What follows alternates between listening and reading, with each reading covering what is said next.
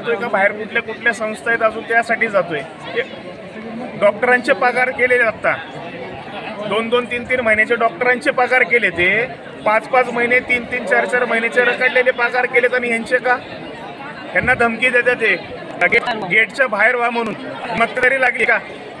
हा, संस्था किती छान पद्धतीत चालवली पाहिजे यांना आजपर्यंत कळलं नाही. फक्त शोषण कसं करायचंय हे ढेकून झालेले आहेत आजकाल. फक्त रक्त माणसाचं कसं खेचायचं आणि यांना माहिती आता यांना दुसरा पर्याय नाही, फक्त नोकरीच्या धमक्या द्यायच्या यांना. नोकरी हे करायचं ते करायचं नाही.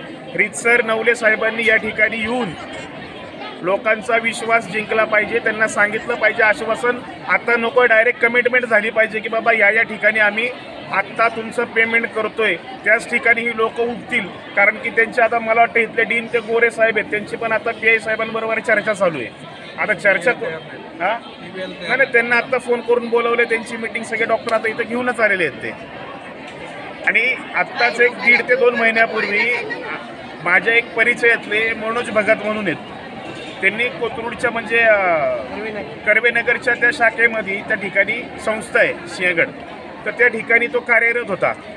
तर त्यांनी देखील त्याला पण एक 8-10 महिन्याचा पगार मिळाला नाही, त्याच्याकडे पैसे नव्हते. त्या व्यक्तीने त्या मनोजनी फाशी दिली अक्षरशः. आणि व्हिडिओ कॉल ऑनलाईन केला, फेसबुक आणि सगळ्यांना बोलावलं. त्याच्यानंतर कळालं की यांनी पेमेंटसाठी फाशी दिली. म्हणजे आजकाल नवलेच्या ठिकाणी जर पेमेंट भेटत लोकांना मनोज भगत होऊन देऊ नका. मनोज भगत गेलं ठीक आहे, आणि त्याला भावपूर्ण श्रद्धांजली वाहतो.